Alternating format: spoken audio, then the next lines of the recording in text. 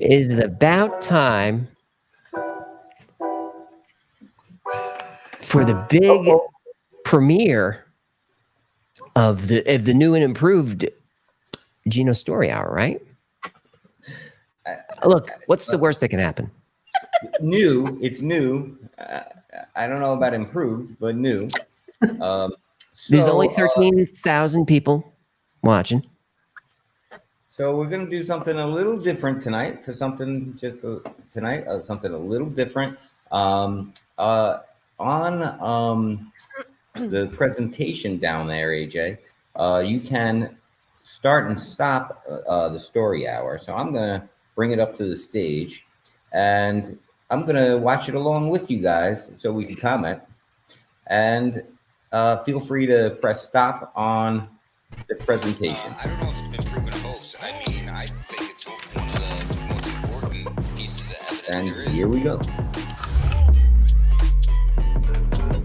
Woohoo! Whoa! Once upon a time, there was a small town nestled deep in the ancient Adirondack Mountains of upstate New York called Whitehall.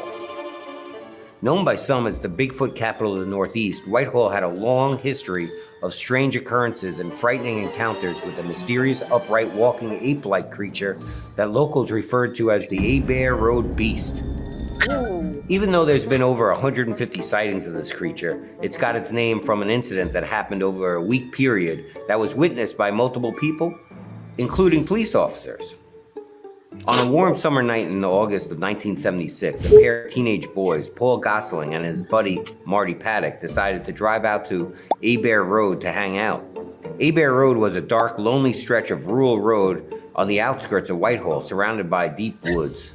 As Marty drove his pickup truck down the road, he squinted into the darkness beyond the reach of its headlights. Standing on the tree line next to the road, they thought they saw a person as they passed down the road. Unsure what they had seen, they went to the end of the road and they turned around. At that moment, they heard a terrifying scream. One of them described it as sounding like a pig squealing, and the other described it as sounding like a woman in distress. As was typical in rural upstate New York in the 70s, these teenagers had a shotgun rack in the back of their pickup.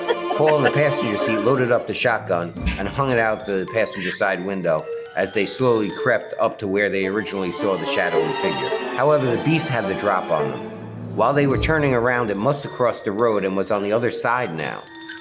At the same time, both teenagers saw it running at them full speed from the driver's side of the truck. Paul, with the shotgun hanging out of the passenger side, had no way of taking a shot. Fear got the best of them, and Marty took off like a bat out of hell, leaving a trail of burnt rubber as they hightailed it back into town. Woo! One of the teenagers, Paul, came from a law enforcement family. His father, an off-duty sergeant, and his brother, a patrolman with the Whitehall Police Department. After arriving in town, Paul had Marty take him directly to the station where his brother was working that evening. And bursting through the door to the station, they couldn't control their fear and excitement, trying to explain that they had just seen a Bigfoot. Brian's initial reaction was to question what they'd been smoking. However, after hearing the story, he quickly realized that they were sober, just terrified. Not knowing exactly how to handle the situation, Brian called his father, the sergeant. His advice was to call the state police. However, at that point, Sergeant Grandpa Gosling jumped into his car and headed to the scene since Brian couldn't leave his command post. Paul and Marty leave the police station and run into their friend Bart Kenny. Bart was known as the fearless rebel in high school, so they tell him their crazy story and asked if he wanted to go hunt for Bigfoot with them. Of course the answer was yes. As the three teenagers head back down the road to where they spotted the beast the first time, they tried to be stealthy and they kept their lights off, and when they parked, they turned off their engine. They stayed there for multiple minutes without saying anything, and then right in front of them, about 50 yards away, they saw something creeping through the tree line.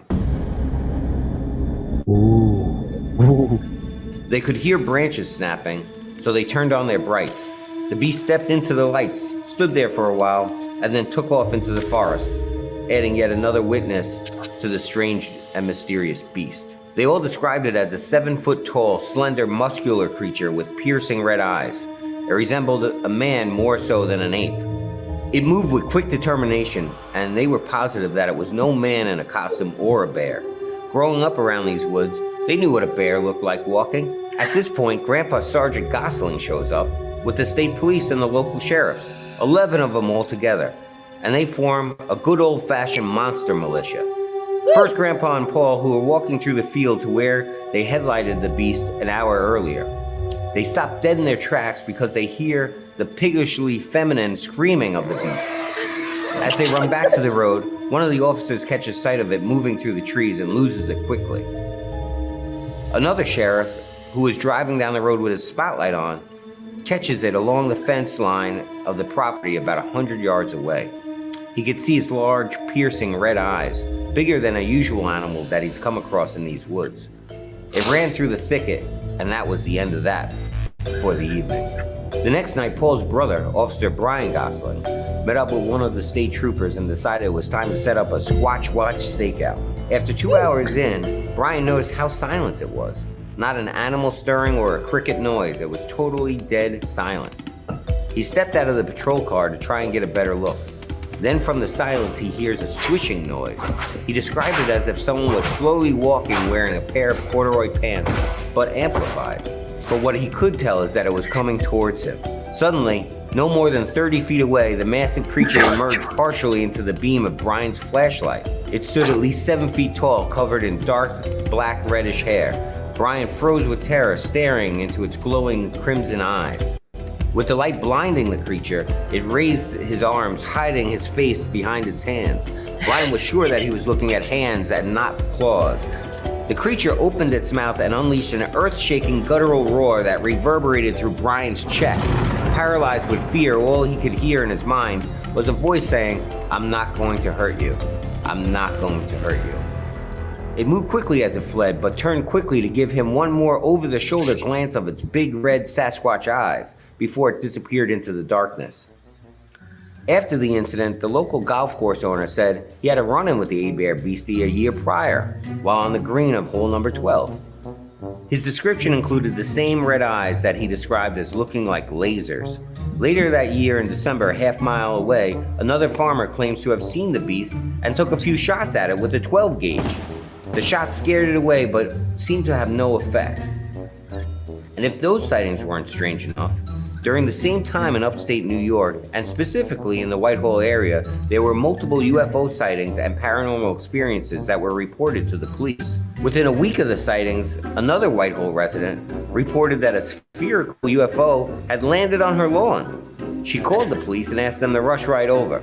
However, by the time they had gotten there, she said it had lifted into the air and took off in a flash. The police took the report and noted that there was a 10-foot spherical rim burned into her lawn.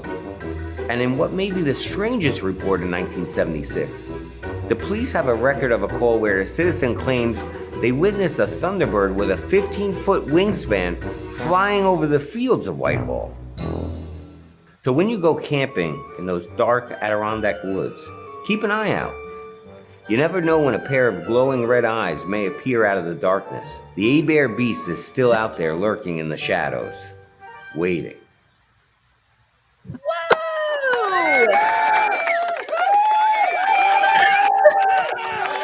Wow. Whoa! Gino's story hour went up a notch. Sure did. It's a lot more enjoyable to watch it than it is to do it live. Do it live. Do it live? I mean, I'm sorry for the and- drinking, for the drinkers out there. I don't know. You might have to create a new drinking game around my stutters. Well, you got that in one take, right? Straight through? Oh, one take. That's one take. Jake is my name. So I think the best comment is Gino Hefner. So people want to know where you got your purple robe. They want to know where the Gino Story Hour bunnies are. The ladies of the channel did the styling for me, so we could thank them. They are my stylists. There'll be some other props coming into future ones, and we'll see how it goes. And by the way, when we were talking about what to wear, I did specifically say that I'm trying to go more Vincent Price than Hugh Hefner. So Yes. just so you know, the inspiration was Vincent Price, not Hugh Hefner. Yes. Right. No, I mean, we got to watch it again. I think it's one of the most important pieces of evidence there is. I love the beginning. So good. Me too. And again, shout out to our great team for putting this together. Our behind the scenes guys really helped out. We had Josh doing some directing with us, and it came out really Josh good. rocked this one on the edit for sure. The show. Oh, are the pictures AI? Yeah, Josh did a lot of work on it. Yeah. People were saying Gino Nimoy. Gino's the new Shatner. Gino's new Rod Serling. Someone said AJ can finally take a vacation. Gino, you got this. Yeah. I will say the team really helped me, especially on the next one that we're doing, and I'm a lot happy. I mean, this was all right. I laughed. I laughed a lot watching it. But I think the next one's even better. So, and thank you again to the whole team. Yep. That's a good one. So look out for the next After Files. Gonna get even better than this. Yeah, I mean, that's the theme. That's the theme of the show, right? It can only get better. That's how we do it around here. All right, very good. That's the first time I saw that. I mean, I just saw a screenshot of the green screen work, and I was like, "Ah, that looks pretty good." So I was impressed. To talk about this, the story a little bit, I kept calling it the Abair Beast and things like that, but this is a Bigfoot sighting. So the Abair Beast is a version of Bigfoot. I know everyone, or you hate Bigfoot specifically, but I do feel like this is one of the more credible versions because so many people seen this thing. Speaking of which, if you guys are paying attention, they did catch Bigfoot in Colorado just in the last 2 weeks. So some good footage out there of that. Yeah.